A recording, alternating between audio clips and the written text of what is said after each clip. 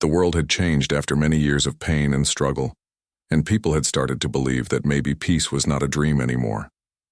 The cities that were once filled with smoke and noise were now calmer and cleaner. Nations that had once pointed weapons at each other now spoke with softer words and signed papers promising unity.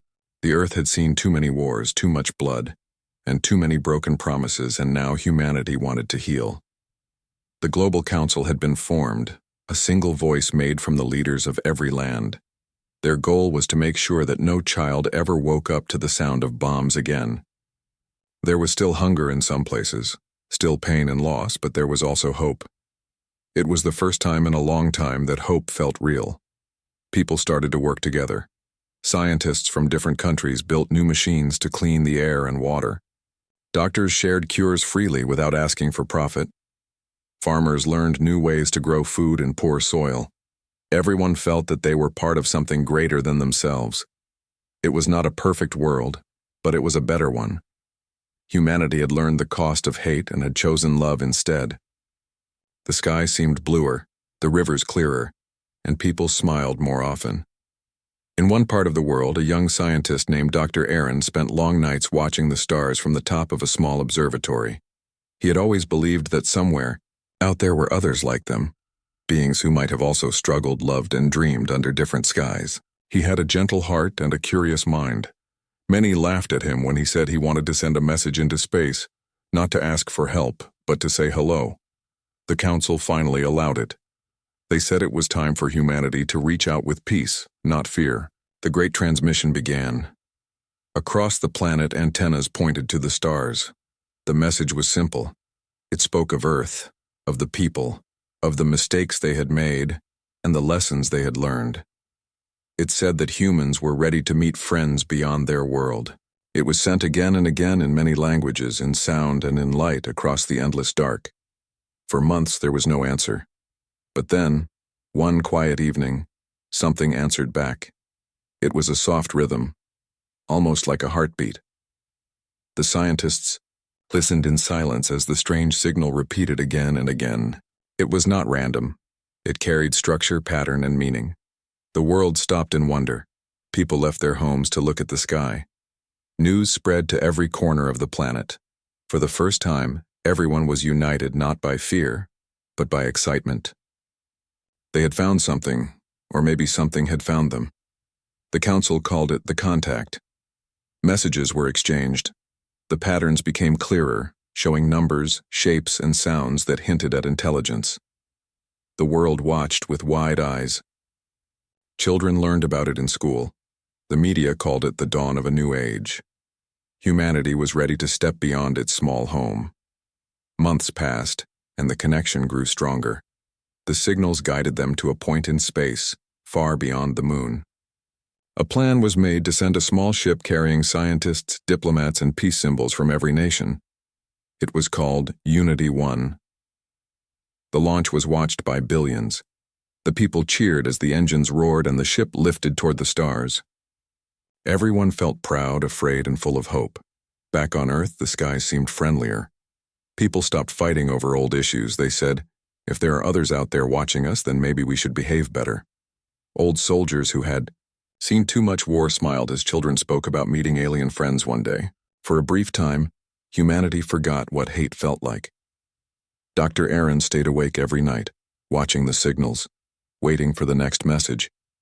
He believed that life had many forms, and that maybe those who answered were wiser and kinder than humans had ever been.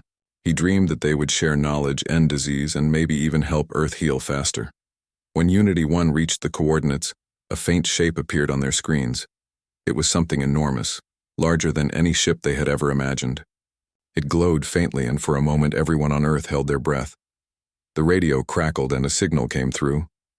It was short, just a tone, but then a pattern followed. It was the same rhythm they had heard months before, the same soft heartbeat. The world erupted with joy.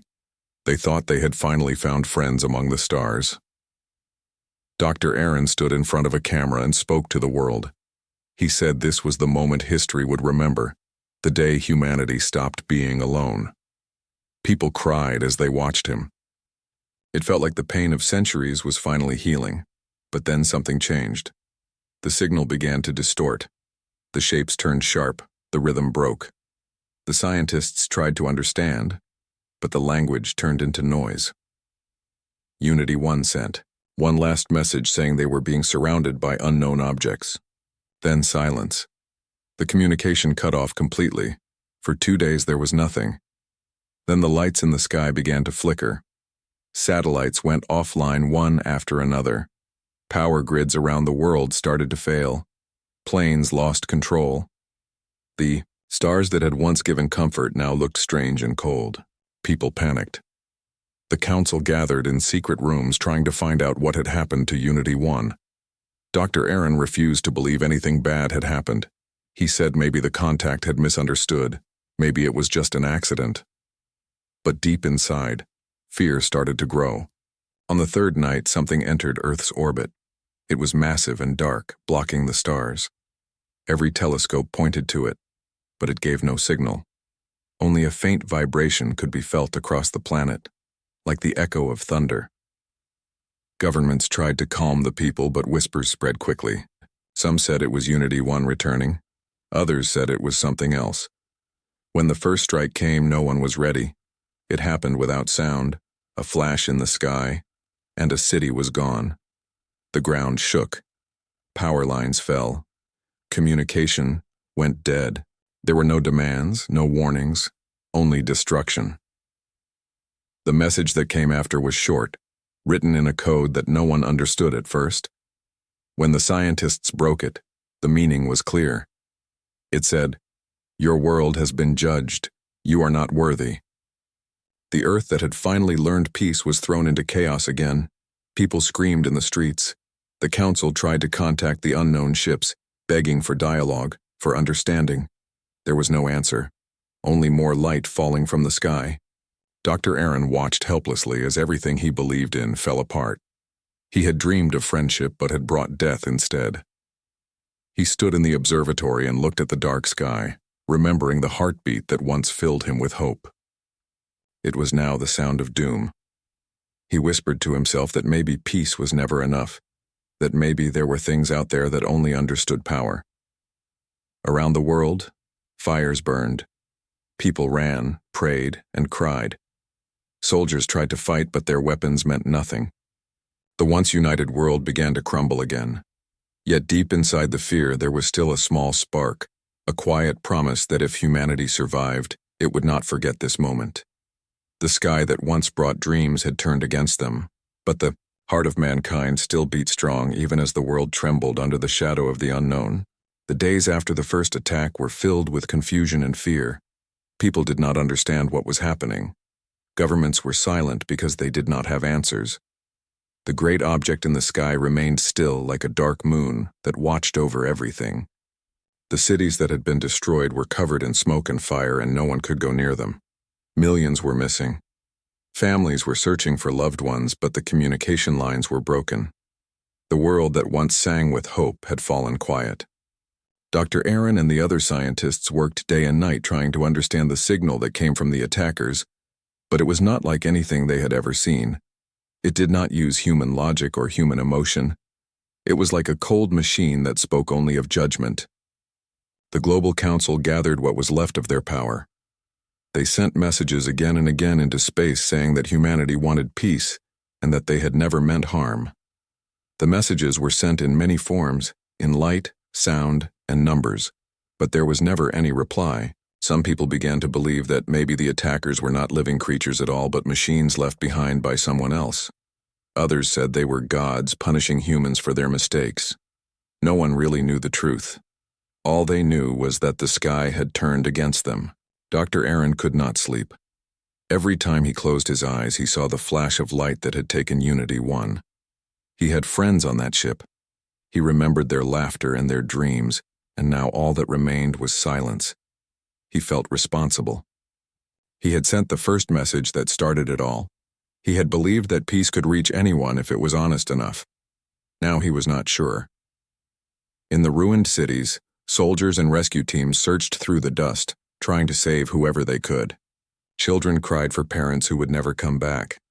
The smell of smoke filled the air. Still, there were people helping each other. A man shared his last piece of bread with a stranger. A woman carried an old man who could not walk. Even in the middle of destruction, the human heart still tried to shine. The Global Council decided to act. They could not just wait to be destroyed. They gathered the best scientists and military minds at a secret base under the mountains. The place was called Haven 12. It was safe from attacks because it was hidden deep. Underground. Dr. Aaron was brought there because he was one of the few who understood the signal patterns. He did not want to go at first, but he realized that maybe he could still help. Inside the base, there was a strange silence. Everyone worked with tired eyes and heavy hearts. They tried to understand the attackers' technology from the pieces that had fallen from the sky. The fragments looked like metal, but they moved and changed shape like living things. The scientists were scared of it, but they also knew it might be the only way to survive. Dr. Aaron spent long hours studying the fragments. He discovered that they carried a strange pulse like a heartbeat, but not human. It was the same rhythm they had heard before in the first signal. It was like the same creature that had once spoken softly was now roaring in anger. Outside the base, the world continued to fall apart. The great cities were becoming empty. Governments collapsed. Armies tried to fight, but their weapons were useless. The attackers did not come in armies. They came as lights in the sky that burned everything they touched. Humanity was losing the war before it even began. The council decided to send one last message to the sky. It was not just a plea. It was a confession. It said that Earth had tried to live in peace, that humans had made mistakes but had learned from them, and that they did not want more blood. The message was sent for the last time. When it was done, the antennas went dark forever. For weeks, nothing happened. The great object in orbit stopped moving. People began to think maybe it was over. Some came out of hiding. They started to rebuild small homes and farms. They tried to believe that maybe the attackers had left. Children played again in the ruins. For a short moment there was quiet. Then the second wave began. It started in the night sky over the ocean. Bright lights fell like rain. The sound came after a deep roar that shook the ground. Entire islands disappeared underwater. The world saw it happen in real time before all signals died. There was no mercy, no warning, only destruction. Dr. Aaron watched from the underground screen as the oceans turned red. He felt something inside him break. He realized that peace meant nothing to those who did not understand it. In Haven 12, the people began to change. At first, they had worked with fear, but now something else started to grow inside them. Anger, the kind of anger that came from losing everything. The soldiers wanted revenge. The scientists wanted answers. Dr. Aaron sat alone in the lab and thought about how quickly the world could fall. He thought about the message they had sent, the words that had promised peace, and he wondered if they had sounded weak. Maybe the attackers had seen peace as weakness. He wished he had said something different. Food began to run out. The people inside the base listened to the sound of explosions far above them. They knew that soon there would be nothing left on the surface. The council's last communication said that most of the world was already gone. Only small groups remained scattered in remote places. Humanity was dying. One evening, while studying the alien fragments, Dr. Aaron made a discovery. The fragments reacted to human touch. They seemed to pulse faster when near living cells. He realized that maybe they were alive in a way no one understood. He thought if he could understand them, he might find a way to talk to the enemy. Maybe peace could still be possible if they could understand each other. But when he presented his idea, the soldiers refused. They said there was no more time for peace. The enemy would never listen. Tension grew inside the base. Some believed in fighting. Some still believed in finding peace. Arguments turned into fights. A few soldiers left the base to find their families even though they knew they would never come back. The rest stayed and prepared for the worst. Dr. Aaron felt trapped between two worlds. He wanted to believe in peace, but the world around him was burning. Weeks passed. One morning the ground shook. Dust fell from the ceiling. The alarm screamed. The enemy had found them. The soldiers ran to defend the entrance. Dr. Aaron stood near the control room watching the monitors. He saw bright lights outside. The mountain above them split open. The soldiers fired uselessly. The sound was like thunder tearing the world apart. Then everything went dark. When he woke up, the base was silent. The air was filled with smoke. Many were gone. The few survivors gathered what they could and moved deeper into the tunnels. The enemy did not follow. It was as if they only wanted to destroy, not to chase. Dr. Aaron sat in the dark thinking about how easily the dream of peace had died. He thought about the children who had once looked at the stars with hope. Now those same stars were a symbol of death. As the days went by, the survivors began to plan again. They realized they had nothing left to lose. If the enemy wanted to destroy them, then they would fight. Even Dr. Aaron, who had always believed in peace, felt something cold and new inside him. It was not just anger. It was the desire to survive no matter what. The people who remained started to collect pieces of the fallen alien machines. They studied them in silence. They were tired, hungry, and broken. But there was a strange light in their eyes, the kind of light that comes from pain turned into strength. The world above was lost, but in the dark tunnels of Haven 12, a new beginning was forming. The people no longer dreamed of friendship with the stars. They dreamed of vengeance.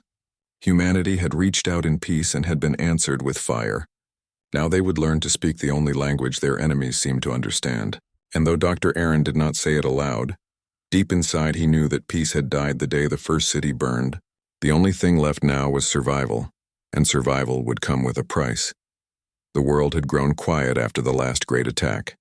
Smoke still rose from what was once the largest cities, but there was no one left to see it. The oceans had swallowed islands and forests had burned to the ground. What was left of humanity lived in small, scattered groups hiding from the eyes that watched from the sky. The once bright blue Earth now looked darker from space, as if the planet itself was mourning. Inside the tunnels of Haven 12, the air was heavy with silence and fear. The survivors had grown thin and tired. They ate what little they could find and worked in dim light powered by weak generators. No one spoke of the outside world anymore. It was as if it did not exist. Dr. Aaron moved through the quiet halls of the underground base each day with slow steps. His eyes were hollow, but his mind never stopped working. He had become obsessed with the strange fragments they had collected from the fallen machines. They were all that remained of the enemy, and he believed they carried answers. He watched how they moved slightly when touched by heat or sound. He began to notice that they reacted differently to each person. It was as if they could sense emotion. He thought maybe these things were not only machines, but something between life and metal. He hoped that understanding them could reveal a weakness or maybe a way to talk to their makers. The soldiers in the base no longer cared about peace or science. They trained every day in the dark halls with broken weapons. They spoke in low voices about revenge and survival. Some of them blamed Dr. Aaron for everything. They said it was his message that brought death to the world. He never argued. He only looked down and kept working. He believed that no matter what had happened, there was still a reason to try. He could not give up because giving up meant that everything truly was lost. One evening, while studying the fragments, he noticed something strange. When he placed his hand on the surface and thought about the world before the war, the fragments started to glow faintly. The light was soft and pale like the moon. It pulsed slowly like a heartbeat. He called the others to see it. For the first time in months, people felt a spark of hope. They thought maybe the fragments could be used to fight back. The soldiers became interested again. They believed the fragments could become weapons. Dr. Aaron wanted to study them carefully, but the soldiers were impatient. They wanted results fast. The leader of the remaining soldiers was a man named Commander Holt. He was once calm and wise, but the war had hardened him. He no longer smiled. His only goal was to make sure humanity struck back. He gathered the engineers and told them to build machines, using the alien fragments as power sources. Dr. Aaron tried to explain that it was dangerous and that they did not fully understand the material, but no one listened.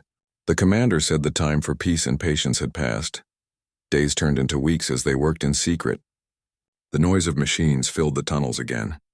The smell of oil and metal mixed with the damp air. The people were exhausted, but they worked without rest because they had nothing else to live for. They wanted revenge. They wanted to show the sky that humanity could not be erased so easily. Dr. Aaron continued to study alone at night. He wrote notes in old books because the computers no longer worked properly. He began to notice that the fragments were changing shape slowly, as if learning from the humans who touched them. It made him uneasy. He wondered if they were alive enough to remember or even fight back. One morning, alarms went off. The motion sensors on the surface had detected movement. The screens showed shapes in the clouds. Everyone froze.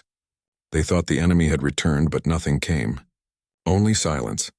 Commander Holt said it was a sign that they were being watched. He ordered everyone to prepare. The engineers completed the first small device powered by the alien fragments.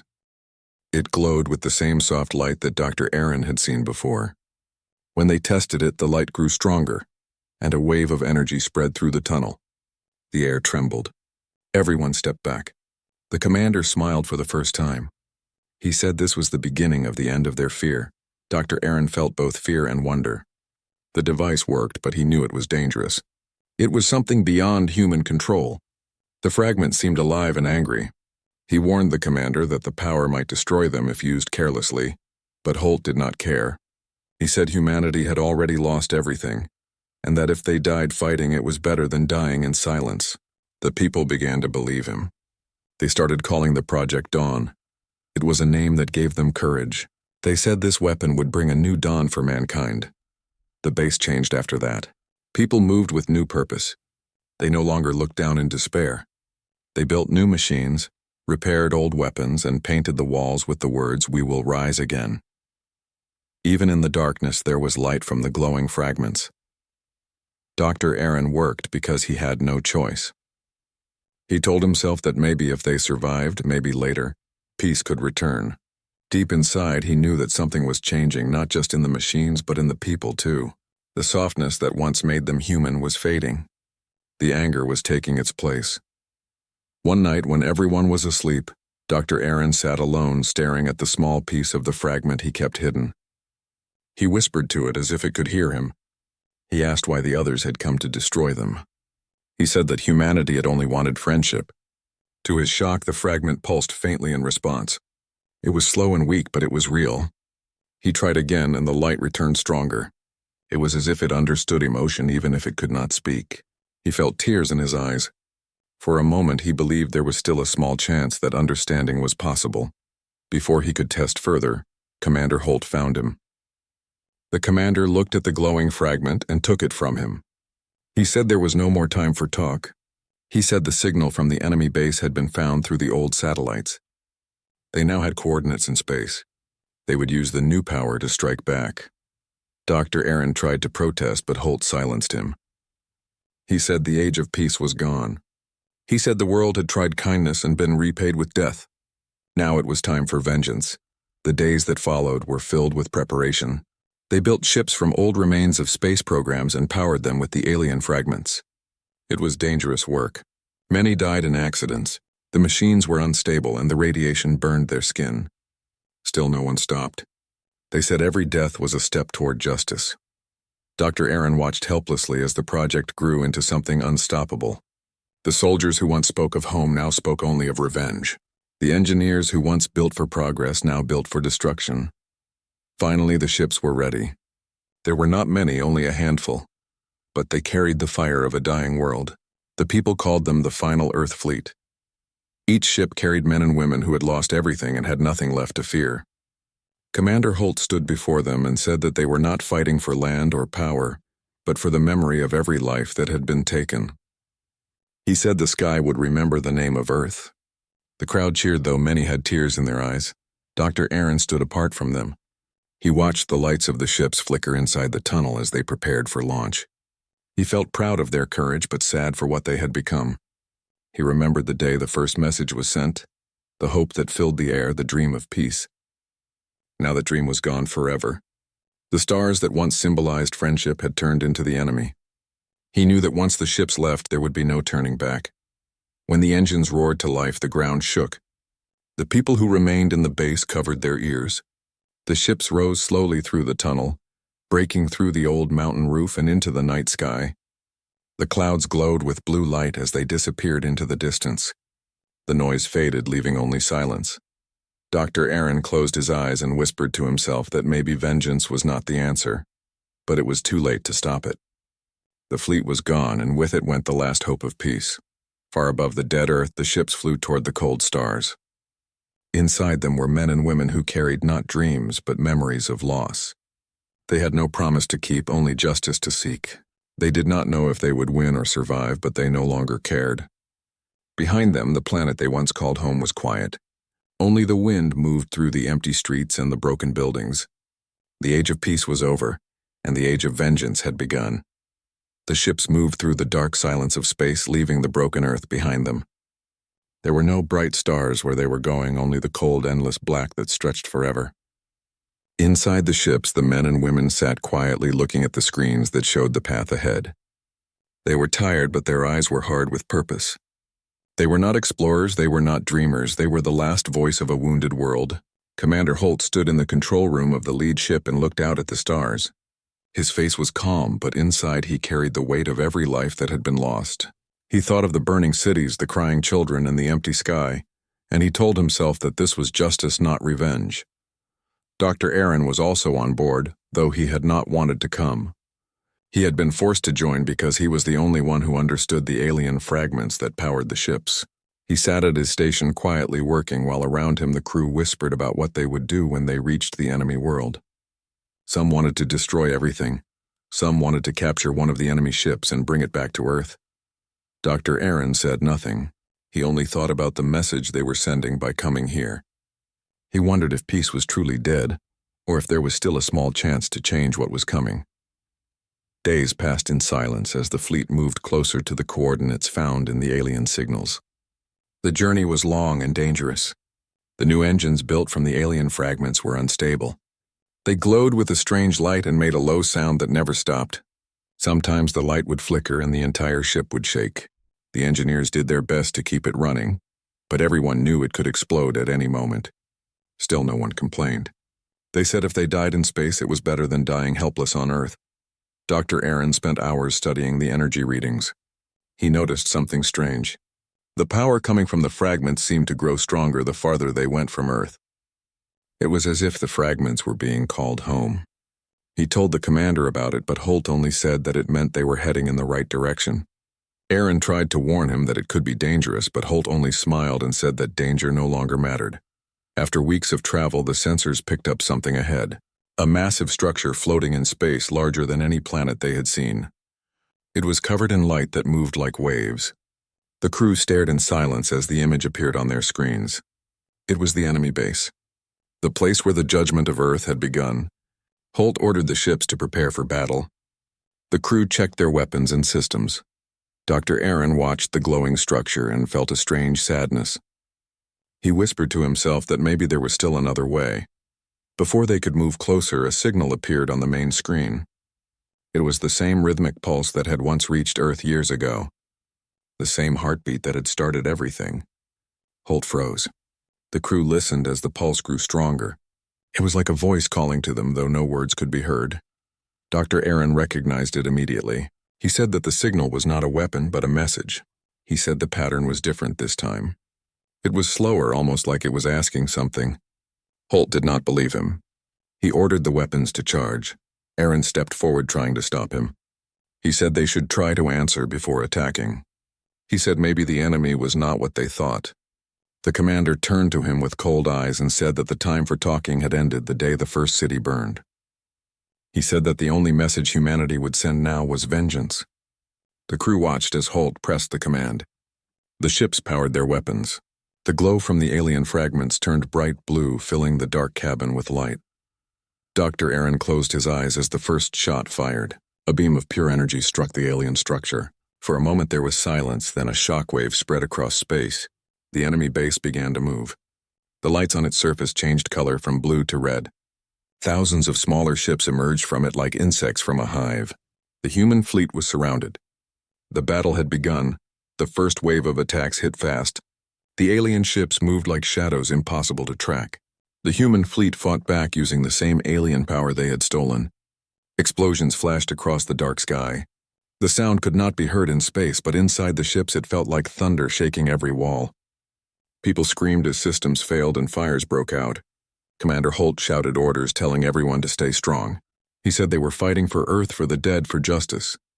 Dr. Aaron worked frantically to keep the engines stable. The fragments were reacting strangely to the battle. They pulsed faster as if excited or afraid. He tried to control the energy, but it was too much. The machines began to overheat.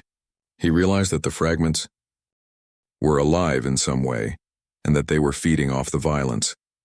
The more the humans fought, the stronger the fragments became. He shouted this to the commander, but Holt ignored him. He was blinded by rage. He only saw the enemy, not the danger around him. The battle raged for hours. Ships exploded one after another. The human fleet was small, but every man and woman fought with everything they had. They refused to retreat. They used the alien power in desperate ways, creating blasts that tore through enemy lines. For a moment it seemed like they might win. Commander Holt smiled through the smoke and said that humanity would not die quietly. But Dr. Aaron saw what others did not. He saw that every time they used the power, the fragments grew brighter until they were almost white. He realized that if it continued, they would destroy themselves. He tried to shut down the engines, but the system refused. It was as if the fragments no longer listened. They had taken control. He understood then that the alien power was never meant for humans. It was a living weapon that obeyed only its creators. Now it was waking up. He ran to the commander and shouted that they had to stop or they would all die. Holt pushed him aside and said they would die anyway, but at least they would take the enemy with them. The largest explosion came from the rear ship. It was followed by another and another. The fleet was falling apart. Dr. Aaron looked at the screens and saw hundreds of human lives vanish in flashes of light. He felt his heart break again. He thought of the people back on Earth who had prayed for hope and now would never know what happened here. The commander stood silent now, staring at the enemy base that still glowed red and alive. His anger had turned to despair. He whispered that maybe they had always been doomed. Then something unexpected happened. The enemy ships stopped firing. The lights on their hulls turned from red to white. The sound of the pulse returned again, echoing through the communication system. Dr. Aaron listened closely. The rhythm was soft, like it had been before the war. It was not a threat. It was almost like a question. He recorded the signal and played it back into the system, trying to match the pattern. The fragments reacted immediately. Their light began to calm. The engines stopped shaking. The chaos faded for a moment. Commander Holt looked at Aaron and asked what he was doing. Aaron said he was answering the message. He said maybe it was never about war. Maybe the attackers had seen humanity as dangerous because of what they found in the first signals years ago. He said maybe they had attacked out of fear, not hate. Holt stared at him and for the first time looked uncertain. The lights from the alien base began to flicker like they were listening. But the moment did not last. The other ships in the human fleet still fighting did not know what was happening. They fired one last shot. The beam hit the alien base again and everything changed. The white lights turned blood red. The pulse stopped. The entire structure began to glow brighter and brighter. Dr. Aaron realized what was coming. It was charging for one final strike. He shouted for everyone to brace themselves. The commander turned to the crew and told them to prepare for the end. He said if they were to die, then let their deaths mean something. Dr. Aaron tried to stop the energy buildup, but it was too late. The alien fragments reached their limit and started to crack. The light filled every corner of the ship. For a moment, everything was white. When the light faded, the battlefield was silent. Pieces of metal drifted slowly through the empty space. Most of the fleet was gone. The alien base was damaged, but still there. The lead ship was barely alive, its systems failing. Commander Holt lay injured, but still breathing. Dr. Aaron crawled to the control panel and looked at the last screen that still worked. He saw Earth far behind them, shining faintly like a small blue star. He whispered to himself that maybe humanity had lost everything, but it had not lost its heart. He sent one final transmission back to Earth. His voice was weak but steady. He said they had found the enemy and that they had fought with all they had. He said that if the message reached home, it should tell the world not to forget that they had once tried peace before vengeance. Then the signal ended. The ship drifted slowly toward the damaged alien base. The fragments pulsed one last time, then went dark. In the silence of space, the war paused for the first time. Neither side moved. The stars watched quietly as the wreckage floated away. Far below on the dead Earth, the survivors waited and wondered if their message of vengeance had reached the stars. The silence after the great explosion was heavy and endless. The stars looked cold and far away as if they did not care for what had just happened. The wrecks of the human ships floated in the dark space. slowly turning with no sound. The alien base stood wounded but still alive, its red lights dim and broken like a dying fire. Inside the only surviving human ship, there was little life left. The air was thin, the lights flickered, and the sound of the broken engines filled the room. Commander Holt sat against the wall, holding his arm that bled slowly. He could barely breathe, but he kept his eyes open, looking at the screens that showed the remains of the battle. He whispered that maybe vengeance was not enough, maybe it never was. Dr. Aaron sat near the controls, trying to restart the power. The ship was dying, but he refused to give up. He knew that somewhere in the wreckage there might still be other survivors, maybe one or two from the other ships. He tried to send out a weak signal, but the system barely worked. He used what little energy was left to activate the emergency beacon. He hoped someone somewhere could hear them. When he turned his head, he saw Commander Holt watching him silently. The man looked older now, tired and filled with regret. Aaron spoke quietly, saying that they could still make it back if they found enough energy. Holt shook his head and said there was nowhere left to go. He said Earth was already broken, and even if they returned, there was nothing waiting for them. Aaron said that Earth still had people who believed, who waited for them to come home. He said they could not die here, not after coming so far. The commander smiled weakly and said maybe dying here was the only way to make peace with what they had done. The ship drifted slowly toward the damaged alien base. The automatic systems had stopped working, so there was no way to change course. Dr. Aaron looked at the readings and saw that the base was still sending out low-energy signals. It was not destroyed completely. He realized that something inside it was still alive, maybe the core or maybe the beings themselves. He thought that if they could reach it, there might still be a way to understand what had happened and maybe find peace before the end. As the ship got closer, the red lights from the alien base reflected on their faces. The surface of the base was massive, like a city made of glass and metal. It had long cracks that glowed faintly. Pieces of its walls drifted away into space. It looked almost like it was bleeding light. Dr. Aaron guided the ship slowly toward one of the open sections that looked like a broken gate. Commander Holt did not stop him. He only watched quietly as they entered the alien structure. Inside the base there was no sound, only a strange dim light that came from the walls. It felt like stepping into a dream.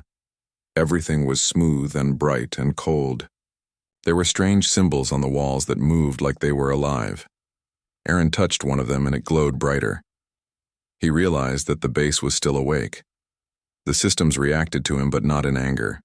It felt almost like the place recognized him.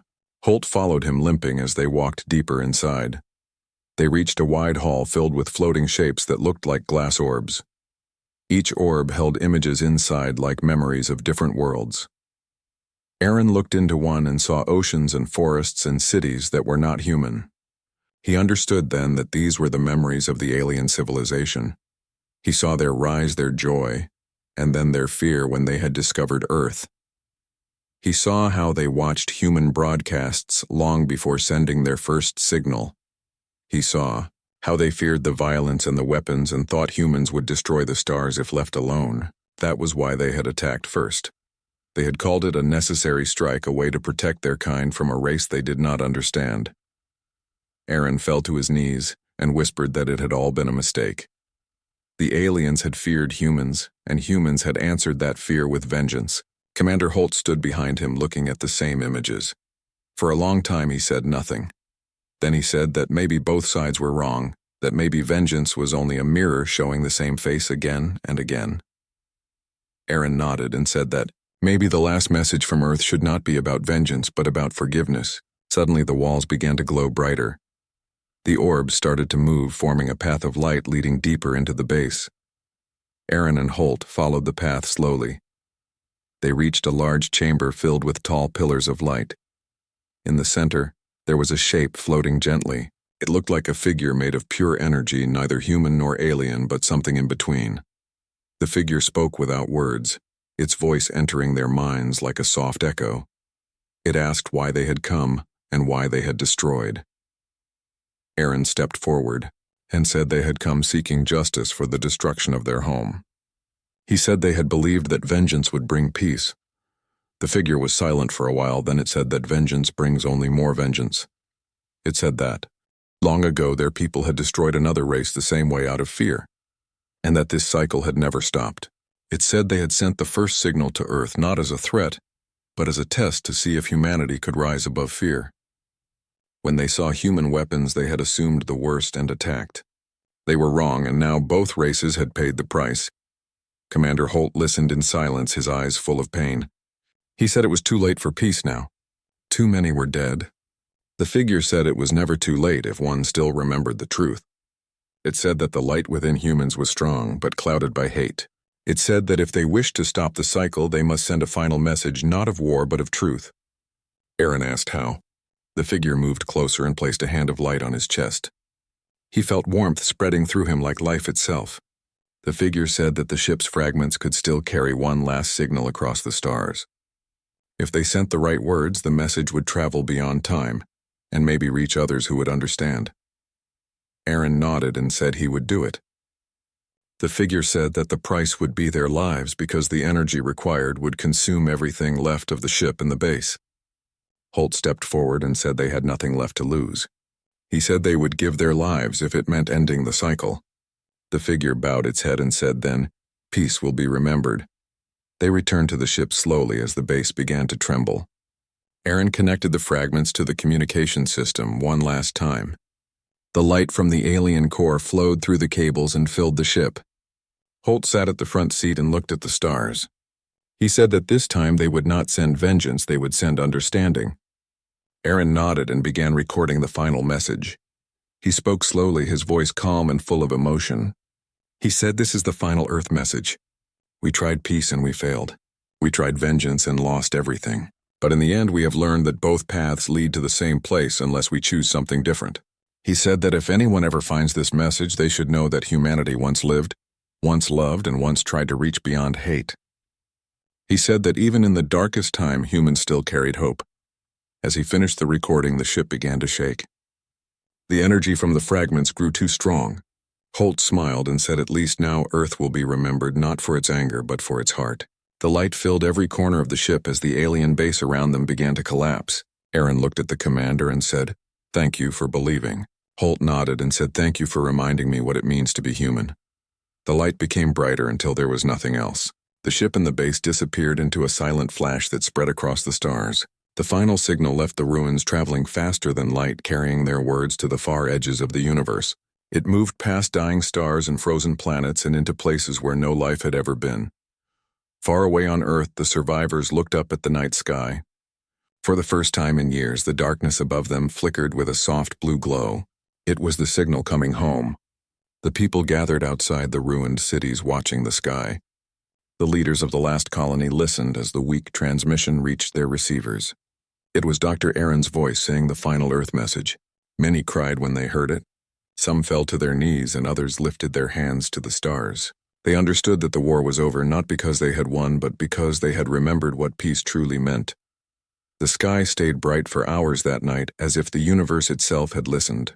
The glow slowly faded, leaving behind a deep, quiet calm. The survivors rebuilt their small world with new hope.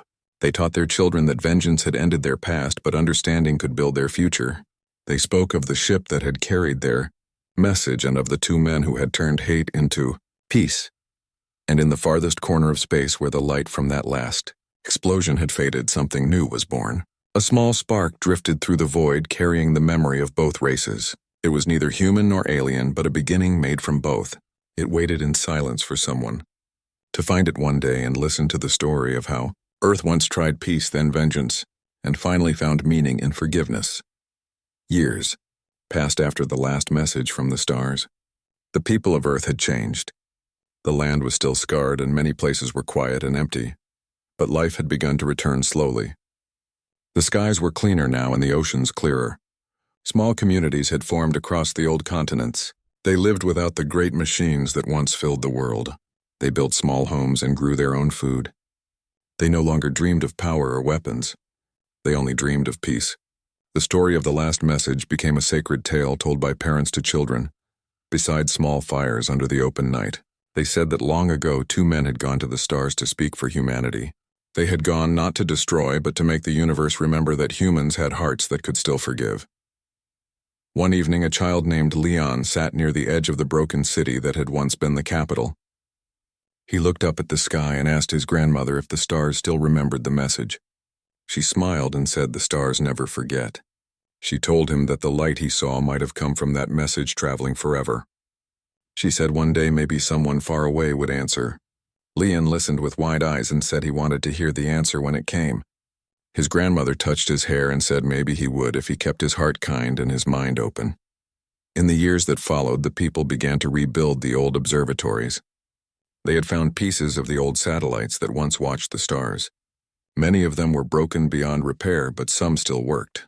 The new scientists, who had grown up with stories of peace, worked together to rebuild a small network. They called it the Sky Listen Project. It was not made to look for war or new planets, but to listen for voices. Every night the antennas turned toward the stars, waiting for a reply. Most nights they heard nothing, only the quiet hum of space, but sometimes they caught faint signals that no one could understand. They kept recording them, hoping that one day they would find a pattern that matched the final Earth message. Then one winter night, something strange happened. A small blue light appeared in the sky, brighter than any star. It did not move like a comet or a satellite. It stayed still and grew larger. The people across the settlement saw it and came out of their homes to watch. The scientists received strange readings from their instruments. The signal was not from Earth. It was repeating in the same rhythm as the last message sent by Dr. Aaron and Commander Holt. The people gathered in silence as the blue light slowly descended through the clouds. It landed far out in the desert where the ruins of the old cities lay buried in dust. The next morning, a small group went to see what it was. They found a crater glowing faintly with blue light. In the center, there was a smooth black sphere about the size of a human.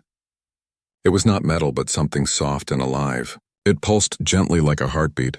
When they touched it, the sphere opened slightly and showed a light inside. It projected images into the air. The people saw shapes of worlds they did not know, and then they saw two familiar faces. It was Commander Holt and Dr. Aaron, smiling faintly as if alive again. The people fell to their knees in shock. The projection spoke in a calm voice that was neither human nor alien. It said, "We heard you. It said your message reached us through the dark, and we have come not to conquer or to test, but to learn. It said we were the ones who once feared you and struck first, and for that we are sorry." The voice said that their kind had changed after receiving the final Earth message. It said the light that came from the explosion carried not just words, but part of the human spirit that was joined with theirs. It said that what was once two worlds of fear had become one of understanding. The people listened with tears in their eyes. They had never thought that something good could come from the ashes of war. The sphere continued to speak. It said, "We do not come to lead or rule. We come to give back what you once lost." Then the light inside the sphere grew brighter and spread across the ground. The sand turned green and soft like grass. The dry air filled with moisture and small flowers began to bloom. The people watched as the dead desert slowly came back to life. It was as if the earth itself was waking up again. The scientists realized that the sphere carried knowledge and life from another world. It could rebuild what had been destroyed. News spread quickly.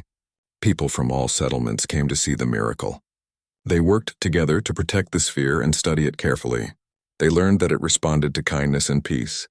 When people argued near it, the light grew dim, but when they sang or worked together, it glowed stronger. It was as if it could feel emotions. The elders said it was the spirit of both worlds combined, the memory of those who had given their lives so that peace could live again. Over time, the sphere began to grow small roots into the soil. It became part of the earth, feeding it with energy. The scientists said it was changing the planet little by little. The clouds began to return over dry lands. Rivers that had been empty for years began to flow again. The people called it the heart of Earth. They built a great garden around it where anyone could come to see it. No weapons were allowed inside the garden. People came only to bring gifts of flowers and songs. The end.